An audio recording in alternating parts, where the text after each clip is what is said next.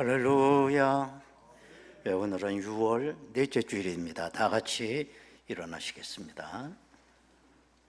찬양으로 하나님께 큰 영광 올리시기 바랍니다.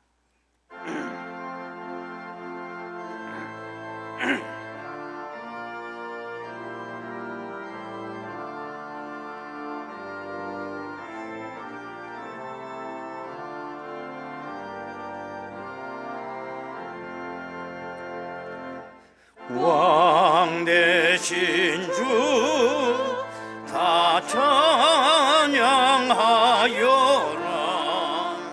영광과 존귀 주께 돌리세.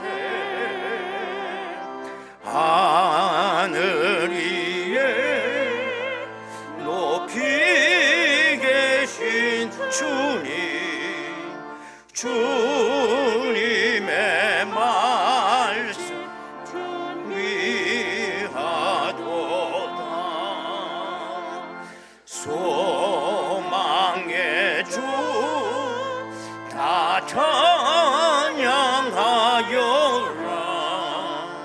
휘장을 걷고 솟아오르사. 우리 위해 중보 되신 주님, 날마다 은혜 부어주신다. 거룩한 주 다 경배하여라. 선하신 주께 다 찬양하라.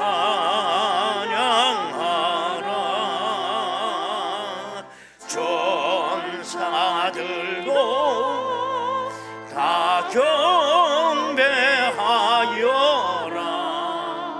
구세주 예수 영원하도다.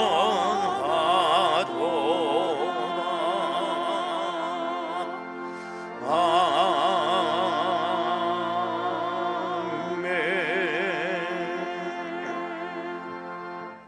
내 영혼아 여호와를 송축하며 그의 모든 은택을 잊지 말지어다. 그가 내 모든 죄악을 사하시며 내 모든 병을 고치시며 좋은 것으로 내 소원을 만족하게 하사 내 청춘을 독수리같이 새롭게 하시는도다. 우리의 예배를 연락하시기를 기뻐하시는 아버지 하나님, 지난 한 주간 세상에 흩어져 살던 하나님의 백성들이 이 시간 하나님 앞에 예배하기 위하여 모였나이다. 잠잠히 주님을 바라보며 내려주실 은혜를 사모하오니 큰 은혜로 충만케 하옵소서. 그리하여 주님과 깊은 교제가 있게 하시고 성령으로 인도해 주시며 주님을 사랑하는 마음으로 우리의 가슴이 뜨겁게 하여 주옵소서.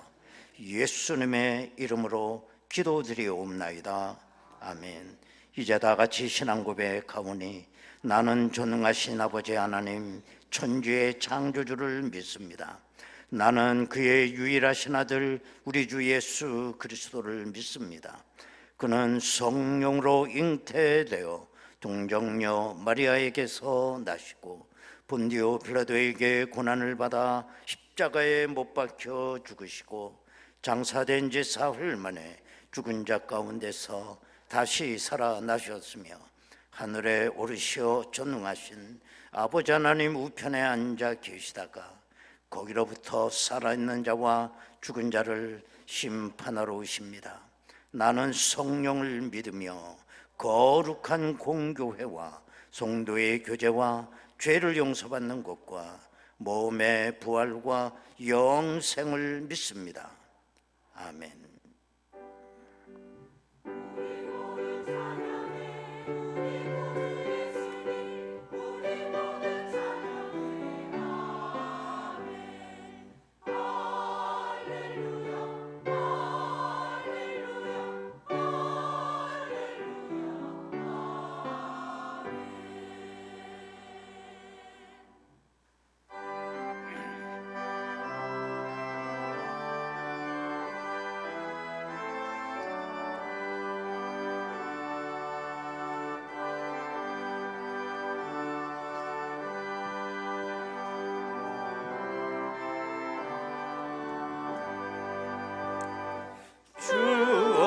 없이 살 수 없네 죄인의 구주여 그 귀한 보배 피로 날 구속하소서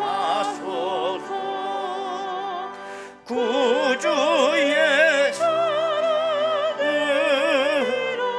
흘리신 보혈이 내 소망 나의 위로 내 영광 됩니다 주 없이 살 수 없네 나 혼자 못 서리 힘없고 부족하며 지혜도 없도다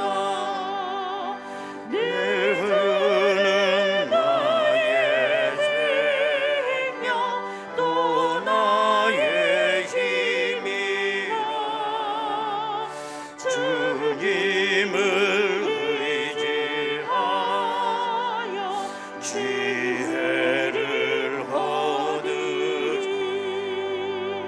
주 없이 살 수 없네 내 주는 아신다 내 영의 깊은 강구 마음의 소원을 주밖에 나의 마음 네 알아주리요 내 마음 위로하사 평온케 하시네 주 없이 살 수 없네 세월이 흐르고 이 깊은 고독 속에 내 생명 끝나도 사나운 풍랑일 때 날 지켜주시니 내 곁에 계신 주님 늘 힘이 됩니다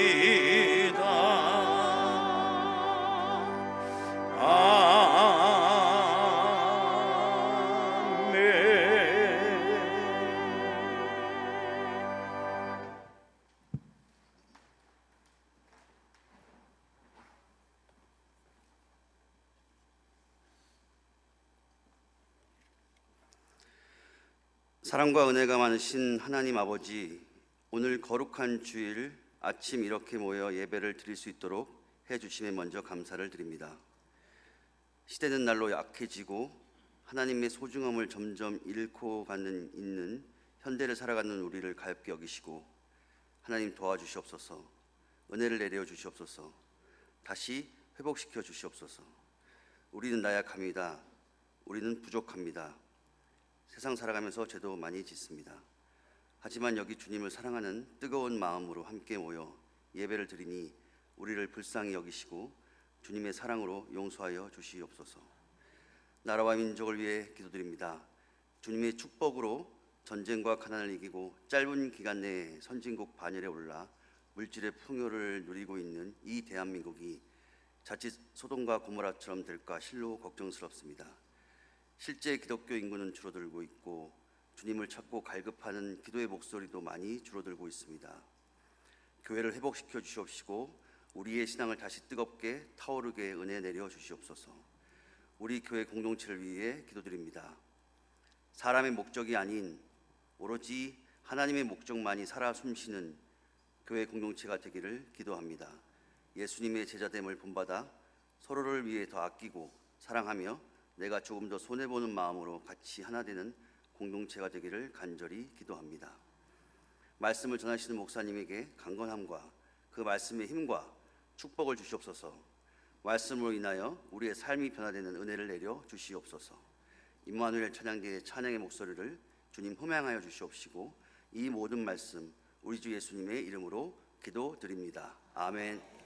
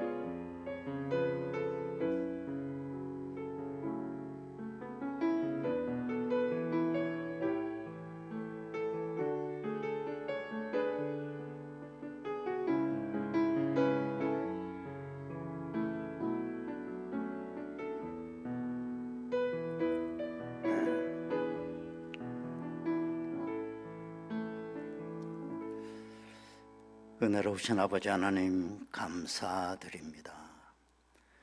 오늘도 저희들의 연약한 발걸음 붙잡아 주셔서 힘들고 어려운 지난 한 주간 살았지만 오늘도 저희들이 예배자리에 나올 수 있도록 건강 주시고 은혜 주셨으니 감사합니다. 귀한 오늘 이 시간에 또한 물질을 드리며 헌신의 자리에 나와 함께 하시니 감사하고 오늘도 이 제물이 향기나는 제물이 되어 하나님의 기뻐 연락하시는 산제사가 되게 하여 주옵소서.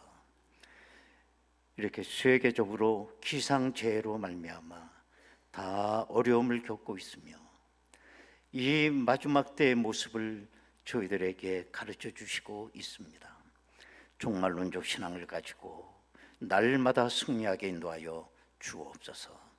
저들 가정의 자녀들에게도 복을 내리시고 아버지 하나님 건강하게 하시고 공부 잘하게 하셔서 하나님의 귀한 자녀로 부족함 없게 하옵시고 다 불경지라고 하지만 하나님의 귀한 백성들의 산업에 복을 내리사 차고 넘치는 은혜가 있게 하옵소서. 예수님의 이름으로 기도드리옵나이다. 아멘. 하나님의 말씀을 보시겠습니다. 구약성경 잠언 19장 13절에서 20절까지 말씀을 보겠습니다. 잠언 19장 13절에서 20절까지 말씀 봉독합니다. 미련한 아들은 그의 아비의 재앙이요 다투는 아내는 이어 떨어지는 물방울이니라. 집과 재물은 조상에게서 상속하거니와 슬기로운 아내는 여호와께로서 말미암느니라. 게으름이 사람으로 깊이 잠들게 하나니 태만한 사람은 줄일 것이니라. 계명을 지키는 자는 자기의 영혼을 지키거니와 자기의 행실을 삼가지 아니하는 자는 죽으리라. 가난한 자를 불쌍히 여기는 것은 여호와께 구워드리는 것이니 그의 선행을 그에게 갚아주시리라.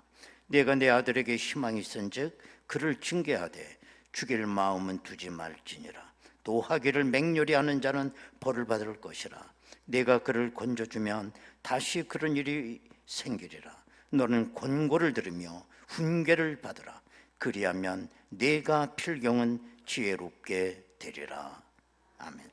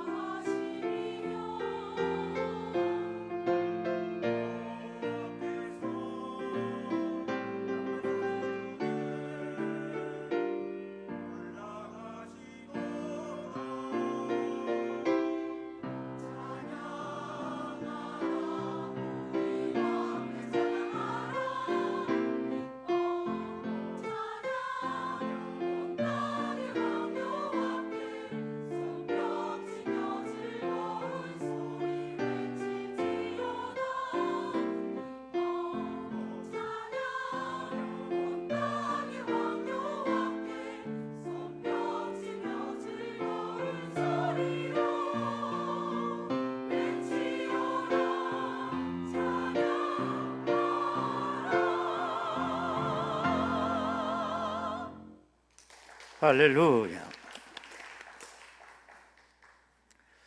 네, 오늘 우리들은 잠언서 중에 우리가 한 구절을 읽었습니다. 잠언이라고 하는 말은 구약 히브리어로 마샬이라고 하는 단어를 씁니다. 마샬이란 뜻은 비교, 이런 뜻이에요. 깊은 진리를 쉽게 이해하기 위해서 아주 쉬운 일에 빗대어서 표현하는 것입니다. 성경에 보면 예수님도 정말 비유를 많이 말씀하셨어요. 우리 교회 가서 수요일마다 예수님의 비유를 공부하는데 이번 수요일은 107번째 비유를 우리가 공부를 합니다. 정말 예수님도 비유를 많이 말씀하신 거예요. 마태복음 13장 34절을 보면 예수님은 비유가 아니면 아무것도 말씀하시지 않았다라고 이렇게 말씀하고 있어요.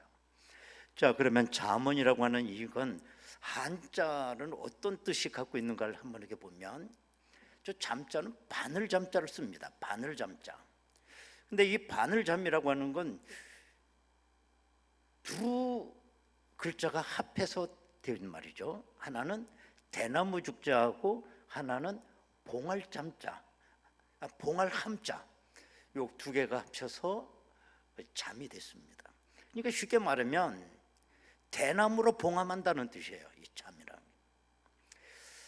옛날에는 오늘같이 이렇게 바늘이 없던 시절에 대나무로 바늘을 사용했죠.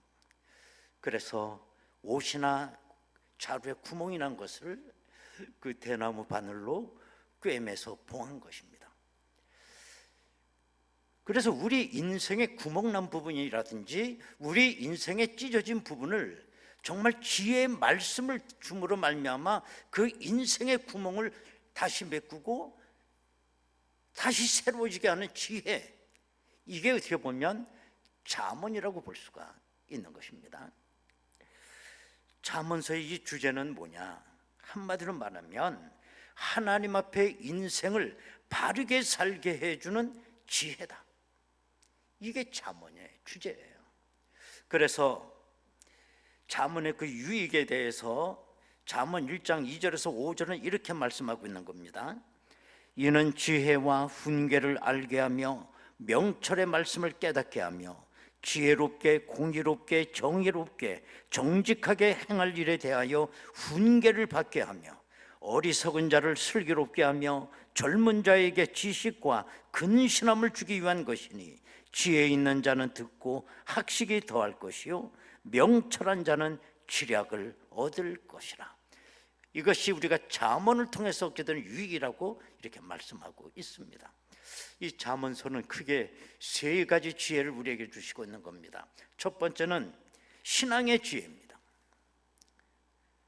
여호와를 경외하는 것이 모든 지식과 모든 지혜의 근본이라는 거예요. 잠언서가 우리에게 알려주는 게 그겁니다. 두 번째는 도덕적 지혜를 우리에게 주고 있는 겁니다. 부모를 비롯해서 윗사람을 공경하라는 거예요. 윗사람이 우리에게 주는 그 교훈을 무시하지 말라는 겁니다. 그러면서 내 도덕적 기준에 진실함이 있어야 된다는 것이고 정의가 있어야 된다는 것이고 사랑이 있어야 된다는 거예요. 이게 잠언이 우리에게 주는 도덕적 지혜입니다. 세 번째는 사회적인 지혜입니다. 게으르지 말라는 거예요. 근면하지 말라는 거예요. 게으르게 되면 가난이 도적같이 오게 된다고 말씀하고 있는 거고, 그 다음에 또 하나는 우리의 언어 생활입니다. 잠언에서 많이 얘기는 우리의 언어 생활을 얘기하고 있어요. 말이 바르게 돼야 된다는 거죠. 그 다음에 또 하나는 화목을 가르쳐 주는 겁니다. 다투지 말라는 것입니다. 화목해야 된다는 거예요. 이것이 우리 사회생활, 사회적인 지혜라고 말할 수가 있습니다. 이 잠언서는 31장으로 되어 있습니다. 그래서 이제 가만히 생각해 보니 매일같이 우리가 잠언 한 장을 묵상하고 살면 한 달 동안 어리석은 삶은 살지 않을 것이다라는 생각을 해봐요. 자, 그러면 잠언의 관심사는 어디에 있을까? 잠언의 관심사는 뭐니 해도 사람에게 있다는 겁니다. 세상에 수많은 사람들이 살고 있지만 어떤 사람은 선인과 악인이 있습니다. 지혜로운 자가 있는가 하면 어리석은 자가 있습니다. 다투는 사람과 화평을 가져오는 사람이 있습니다. 세상에 아무리 사람이 많아도 분류를 해보면 이 범위 안에 다 들어있다는 거예요. 그러므로 우리의 인생사라고 하는 것은 사람에서부터 시작을 해서 사람으로 끝나는 겁니다. 잠언은 우리에게 환경에 대해서 말하잖아요. 환경이나 뭐 처지나 어떤 여건에 대해서 우리에게 말하지 않습니다. 잠언이 우리에게 말하고 있는 건 사람입니다. 사람. 내게 어떤 환경이 주어져도 내가 어떤 사람으로 환경 앞에 서느냐, 그게 대단히 중요한 것입니다. 사람만 바로 서게 되면 내가 어떤 환경이 주어져도 그 사람은 미련하지 않기 때문에 성공적 삶을 살 수 있다는 것입니다. 그러므로 잠언의 목적이라고 하는 건 환경을 바꾸는 데 있지 않습니다. 사람을 새롭게 만들어서 어떤 환경이 있든지 아름다운 인생을 살아가는 지혜를 주는 겁니다. 이게 잠언이에요. 오늘 읽은 이 본문에도 보면 사람의 문제를 얘기하고 있죠. 13절 보면 미련한 아들은 그의 아비의 재앙이요 다투는 아내는 이어 떨어지는 물방울이니라. 미련한 아들, 다투는 아내, 역시 사람의 문제인 겁니다. 다투는 아내는 이어 떨어지는 물방울이니라. 아까 잠언이라는 거 히브리어로 마샬이라고 비교하는 겁니다. 다투는 아내와 물방울을 비교하는 거예요. 그래서 이 다투는 아내가 어떤 거냐? 물방울을 통해서 이제 교훈하는 거죠. 그 팔레스타인 그 지방은 우기 빼고는 1년 내내 비가 안 와요. 그러다 보니 거기에 사는 그 사람들의 가옥 구조라고 하는 거는 이 지붕을 수평으로 만듭니다. 그래서 거기에 진흙을 이겨서 바른다든지 내지는 회 반죽을 해가지고 이 지붕에다 칠하는 거죠. 아주 취약한 거죠. 그러다가 가끔 이제 우기가 돼서 비가 오게 되면 지붕이 새는 겁니다. 물방울이 떨어지는 거예요. 우리도 참 옛날 어렸을 때 비가 새갖고 물방울 떨어지는 경험 많이 하셨으리라고 봐요. 물방울이 떨어지면 그것도 밑에다 이제 그릇 갖다 받치죠. 그러면 어떻습니까? 똑하고 떨어져요. 또 조금 있다 또 똑하고 또 떨어져요. 맨 처음에 그거 괜찮아요. 근데 그걸 계속 듣다 보면 계속 일정간 똑하고 떨어지면 신경 쓰이게 되고 나중엔 아주 짜증나요. 그 물방울 소리가. 왜 다투는 아내는 왜 이어 떨어지는 물방울이라고 그랬느냐? 아내가 큰 소리도 얘기 안 해. 그냥 섭섭한 거 그냥 말 한마디를 뚝 던져. 근데 그걸로 안 끝나. 조금 있다 물방울 똑 떨어지지 또 똑같은 얘기를 또 해. 그 잊어먹으려면 또 물방울 또 똑같은 소리를 또 해. 그러면 신경이 쓰여. 그러다 보면 짜증나. 조금 더 가면 신경질 나. 다투는 아내가 그렇단 말이야. 그렇게 얘기하고 있죠. 그게 자문이 우리가 얘기해 주는 거예요. 정말 남편에게 전혀 도움이 되지 않는 아내가 성경에 나와요. 그게 누구냐? 욥의 아내입니다. 아시다시피 하루아침에 욥은 3가지를 잃어버리게 됩니다. 첫 번째는 모든 재산을 다 잃어버리는 것입니다. 두 번째는 10자녀를 한 번에 다 잃어버려요.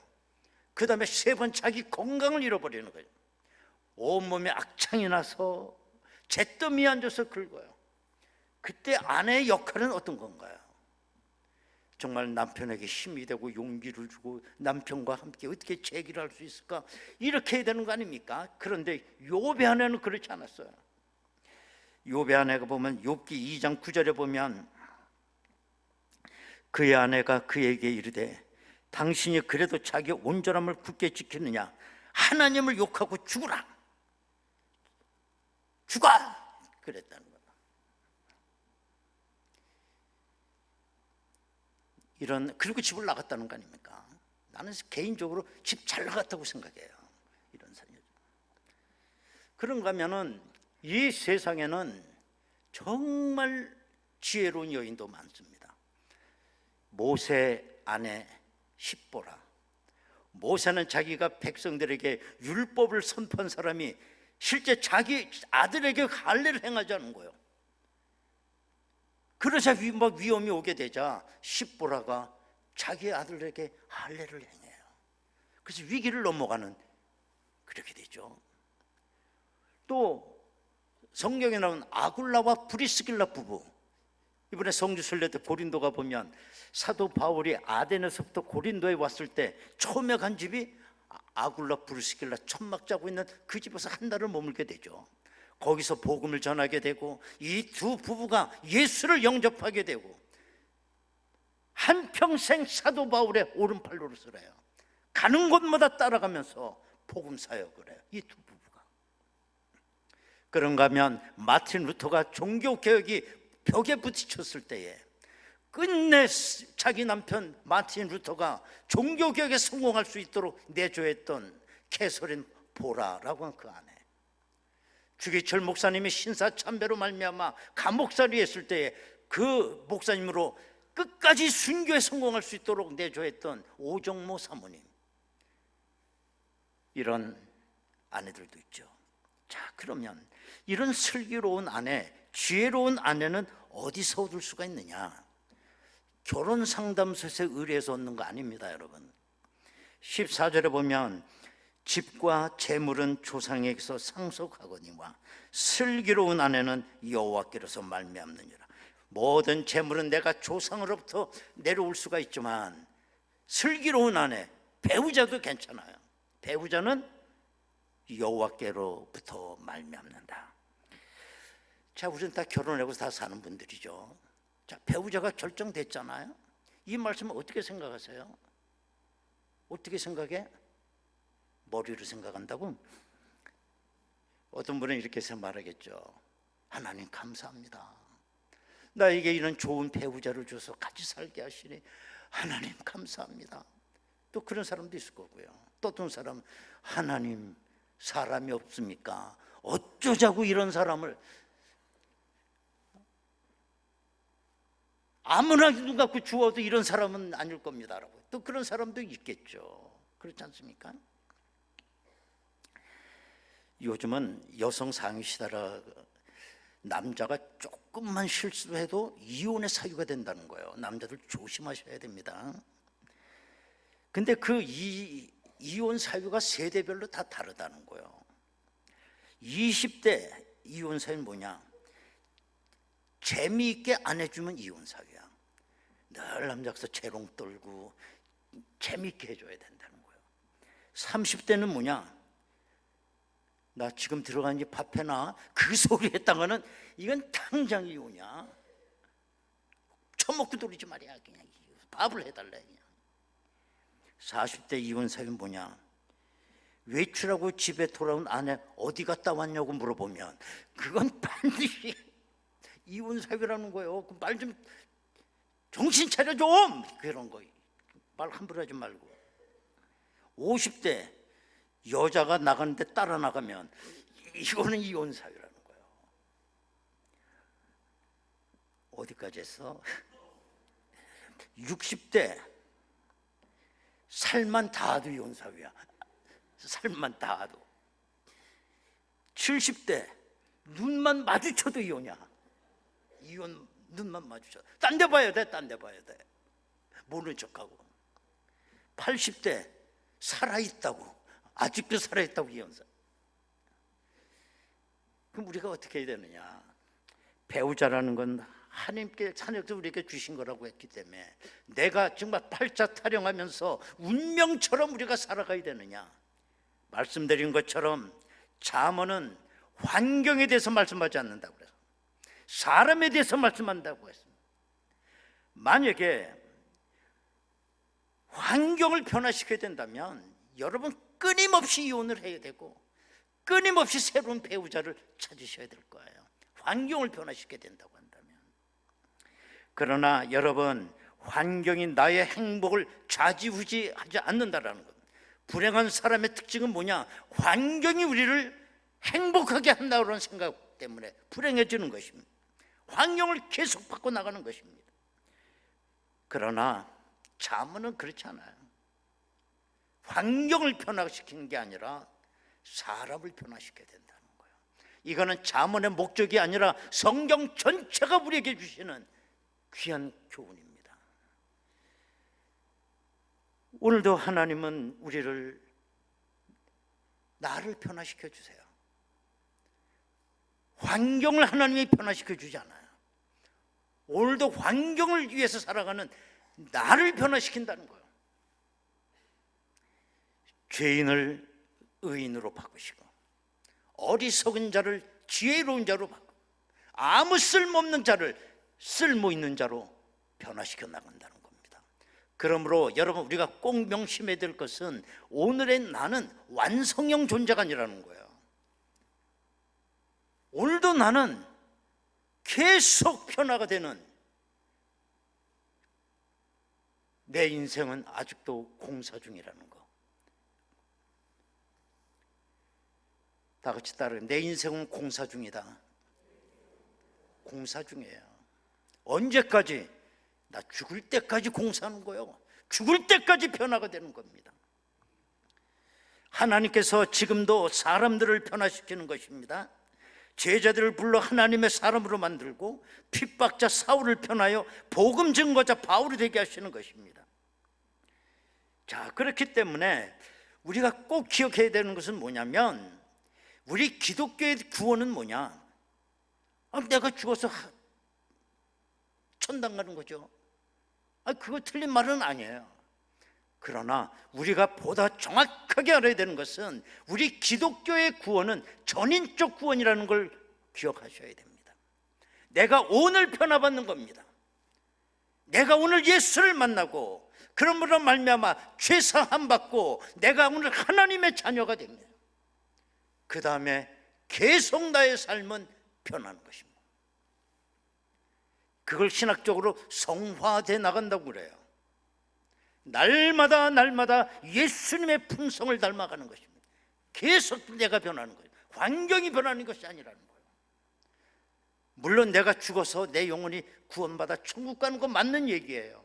그러나 내가 오늘도 예수를 영접하고 하나님의 자녀가 되면 이 천국은 오늘부터 누리고 사는 겁니다. 주 예수와 동행하니 그 어디나 하늘나라. 그러다가 내 육신의 장막을 벗게 되면 내가 영원한 하늘나라 그때 가는 것입니다. 결코 우리 기독교는 환경이 변화가 아니에요. 내가 변한다는 걸 기억하셔야 됩니다. 그러면 사람이 새롭게 변화될 수 있는 비결이 뭐냐? 정말 우리를 철저하게 하나님 안에서 말씀으로 훈련하고 개조시켜 나가는 일입니다. 16절을 보면 계명을 지키는 자는 자기의 영혼을 지키거니와 자기의 행실을 삼가지 아니하는 자는 죽으리라. 18절도 같은 맥락입니다. 내가 내 아들에게 희망이 있은즉 그를 징계하되 죽일 마음은 두지 말지니라. 또 20절 말씀입니다. 너는 권고를 들으며 훈계를 받으라. 그리하면 내가 필경은 지혜롭게 되리라.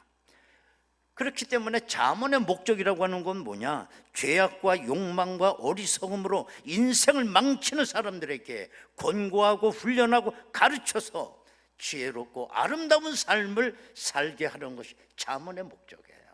자, 그러면 아무리 내가 잠언의 말씀이 훌륭하고 아무리 잠언의 말씀으로 훈계하고 가르쳐도 안 된다라는 거예요. 이게 문제예요. 이게 어떻게 보면 구약의 한계일 수도 있어요. 여러분, 이 세상에서 잠언을 제일 많이 말하는 사람이 누구예요? 잠언을 제일 많이 말하는 사람이 누구야? 솔로몬이에요. 잠언 거의 솔로몬의 잠언으로 채워진 겁니다. 뭐 몇 다른 사람의 잠언도 좀 있지만 대부분이 다 솔로몬의 잠언이에요. 얼마나 이 솔로몬은 잠언을 말했느냐? 이 잠언서 말고도 열왕기상 4장 32절에 보면 그가 잠언 3,000가지를 말하였고 그의 노래는 1,005편이다. 솔로몬이 말한 그 잠언 가운데 여인들을 조심해라. 여인들의 유혹을 멀리해라. 솔로몬의 잠언이에요. 그러나 그 잠언을 말했던 솔로몬은 어떻게 됐느냐? 자기 왕이 됐을 때 주변에 있는 모든 이방의 공주들을 자 아내로 삼았어요. 그리고 1,000명이나 되는 궁녀들 속에서 이 솔로몬이 살게 됩니다. 열왕기상 11장 1절에서 3절 한번 보면 솔로몬 왕이 바로의 딸 외에 이방의 많은 여인을 사랑하였으니 곧 모압과 암몬과 에돔과 시돈과 헷 여인이라. 여호와께서 일찍이 이 여러 백성에 대하여 이스라엘 자손에게 말씀하시기를 너희는 그들과 서로 통한하지 말며 그들도 너희와 서로 통한하지 하게 하지 말라. 그들이 반드시 너희의 마음을 돌려 그들의 신들을 따르게 하리라 하여 하셨으나 솔로몬이 그들을 사랑하였더라. 왕은 후궁이 700명이요 첩이 300명이라.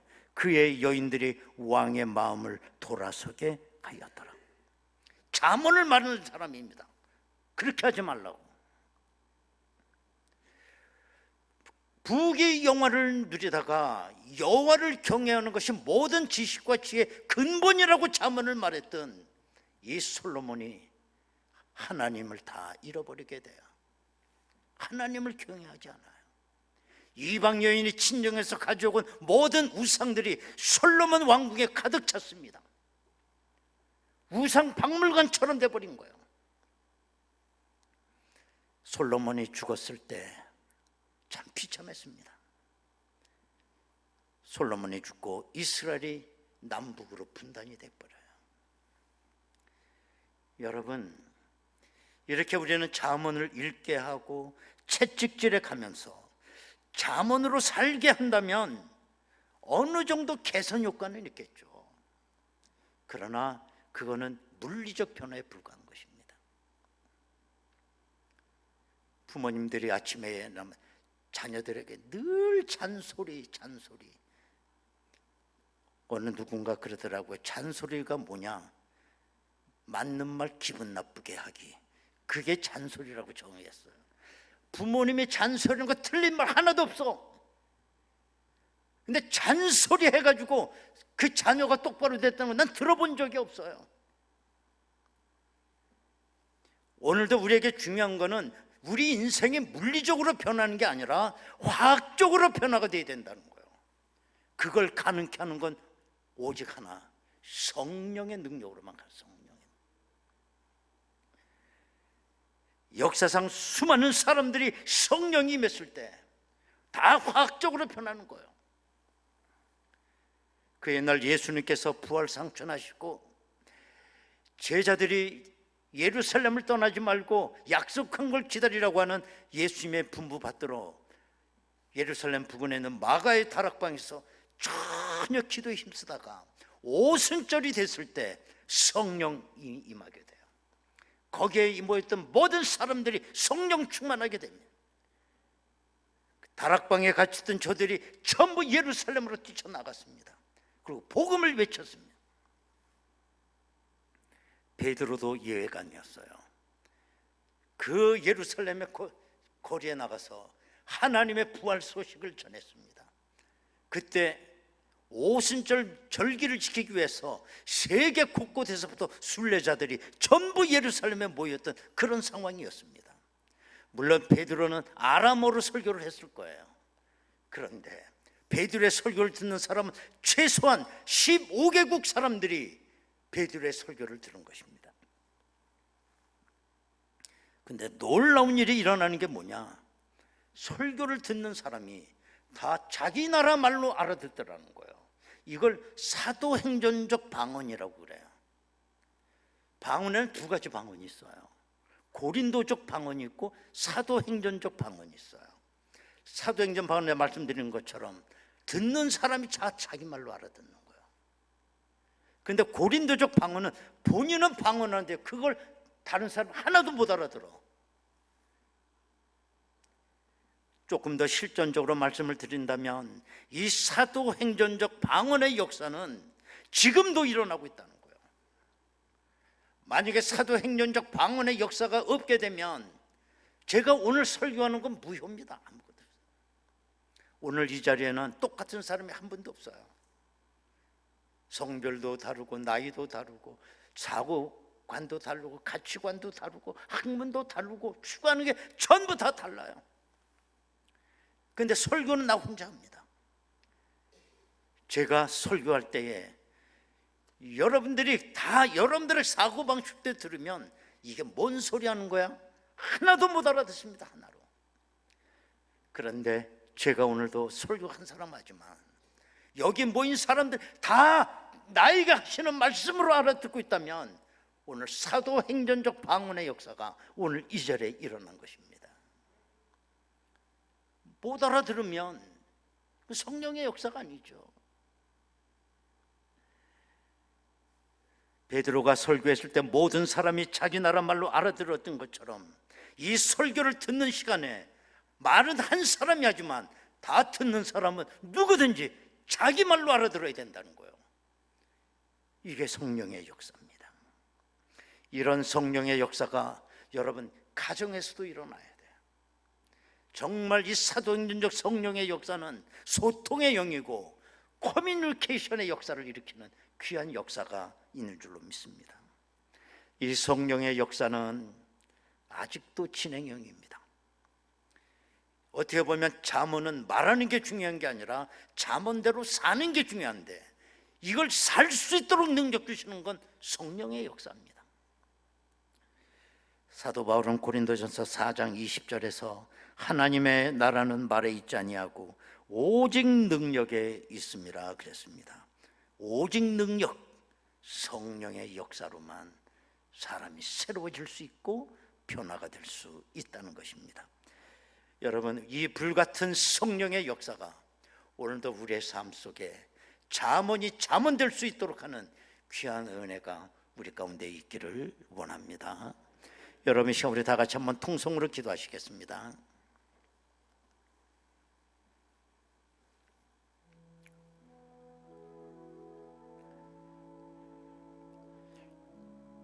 하나님의 관심사는 처음부터 끝까지 사람에 있습니다. 하나님의 관심은 자연에 있지 않습니다. 환경에 있지 않습니다. 그러나 오늘도 많은 사람들은 환경을 변화시키려고 그래요. 환경이 나의 삶을 행복하게 하는 줄 압니다.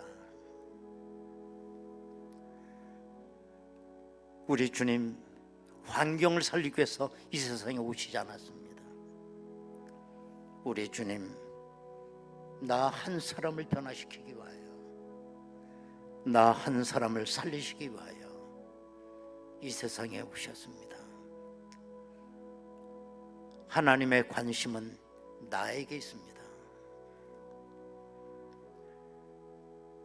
모든 문제는 환경에 있지 않고 나에게서부터 문제가 시작이 돼요. 하나님 아버지, 오늘도 지혜롭게 하는 그 잠언의 말씀이 잠언이 되게 하는 능력은 성령의 능력입니다. 성령이여, 오늘도 임재하여 주셔서 나를 변화시켜 주옵소서. 잠언의 능력이 성령을 통하여 내 삶 속에 이루어지게 하옵소서. 다 같이 통성으로 기도하겠습니다.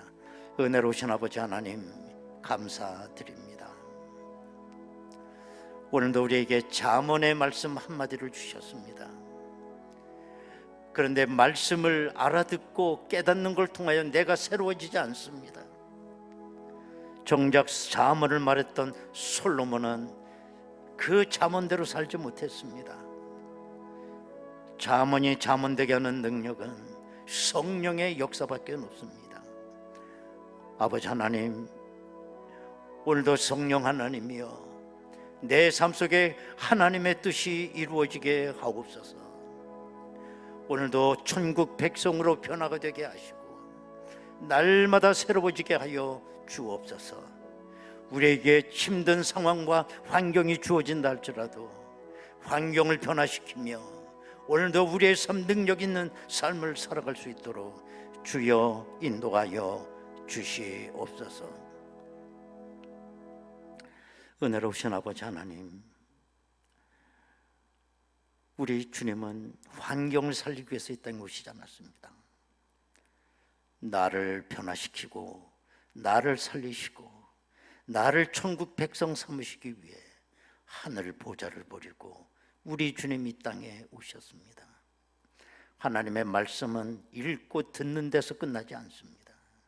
성령께서 나를 주장하실 때 비로소 나는 전인적으로 변화가 됩니다. 죽어서 천국 가는 것도 있지만 이 세상의 천국의 삶을 누리며 천국 백성으로 살아갈 수가 있습니다. 오늘도 성령 하나님이여, 오늘도 내 속에 역사하여 주시사 내가 하나님의 사람으로 오늘도 변화되게 하옵소서.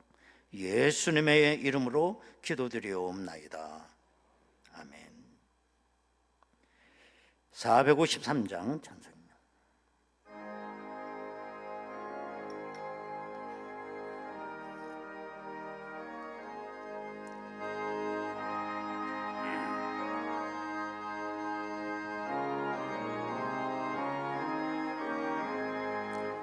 예수도 알기 원하네. 크고도 넓은 은혜 되새겨 주신 사랑을 간절히 알기 원하네. 내 평생의 소원, 내 평생의 평생의 소원 대속해 주신 사랑을 간절히 알기 원하네. 성령이 스승되셔서 진리를 가르치시고 거룩한 뜻을 깨달아 예수를 알게 하소서. 내 평생의 소원 내 평생의 소원 대속해 주신 사랑을 간절히 알기 원하네. 성령의 감화 받아서 하나님 말씀 배우니 그 말씀 한 절 한 절이 내 맘에 교훈 되도다. 내 평생의 소원 내 평생의 소원 대속해 주신 사랑을 간절히 알기 원하네. 예수가 계신 보좌는 영광에 둘러있도다. 평화의 왕이 오시니 그 나라 왕성하도다. 내 평생의 소원 내 평생의 소원 대속해 주신 사랑을 간절히 알기 원하네. 광고 말씀 드립니다. 다음 주일 당회 모임 있습니다. 이제 전반기가 지나갑니다. 그래서 우리 구역 연합 예배 이제 드리도록 하겠습니다. 1교구 연합 예배는 6월 28일 금요일입니다. 오전 11시 새벽 기도회실에서 연합 예배가 있고요. 2교구는 6월 29일 그 다음 날 토요일 오전 11시 새벽 기도회실 역시 거기서 연합 예배 드립니다. 여러분들 많이 참석해 주시기 바라겠습니다. 제2 권사회 원례회가 있습니다. 6월 28일 금요일 저녁 7시 반 유치부 예배실에서 제2 권사회 원례회가 있습니다. 7월 첫째 주일 7월 7일이 맥주 감사주일이에요. 그래서 맥주 감사절 찬양 콘서트가 지금 준비 중에 있습니다. 연합입니다. 그래서 여러 기관에서 찬양 페스티벌을 아주 축제를 가지려고 그래요. 여러분 많이 기대해 주시기를 바라겠습니다. 임마누엘 찬양대 유현심 집사님 임명을 합니다. 어디 있어? 잠깐만. 아이고 일어나 보세요. 어쩐지 오늘 찬양이 한정식 향기가 나더라고. 너무너무 참 기가 막혔어요. 박수로 한번 격려해 주시기 바랍니다. 교회학교 여름 행사가 또 있습니다. 여러분 많이 기도해 주셔야 되겠습니다. 요즘에 어린애가 없거든요. 그래서 교회학교가 운영이 안 돼요. 그래서 여름 성경 학교가 잘 안 돼. 그래도 우리 교회가 각 기관 유치부에서부터 다 여름 성경 한다는 게 쉽지 않은 얘기입니다. 물론 여러분들 애를 많이 낳아주셔서 그러게도 참 그것도 있겠지만 참 교회가 참 복받은 거죠. 다음 세대가 그렇게 자라나고 있다는 거. 여러분 각 기관별 잘 할 수 있도록 8월 초까지 계속됩니다. 기도 좀 많이 해주시고 실족한 일 없도록 물심양면으로 많이 여러분 도와주시기를 바라겠습니다. 이제 우리 다 같이 일어나시겠습니다. 우리 좌우 앞뒤로 둘러보시면서 인사 나누시겠습니다.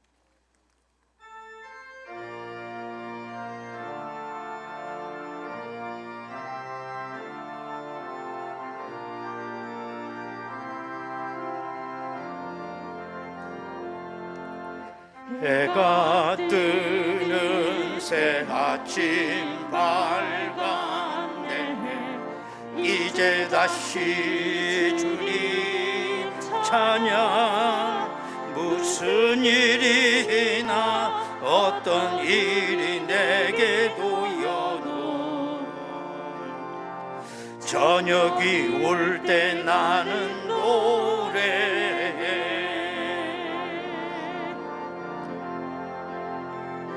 송축해 내 영혼 내 영혼아 거룩하신 이름. 이전에 없었던 노래로 나 주님을 경배해.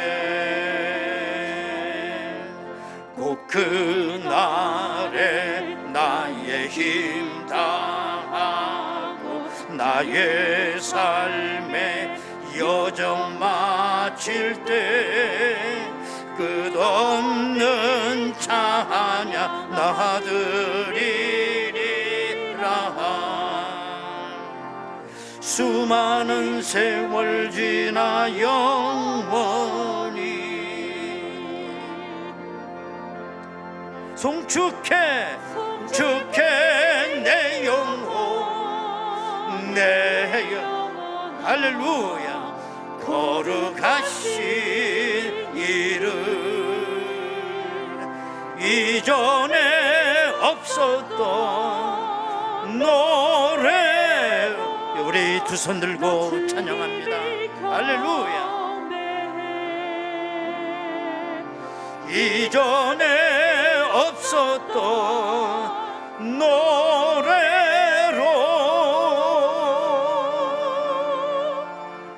나 주님을 경배해. 아멘.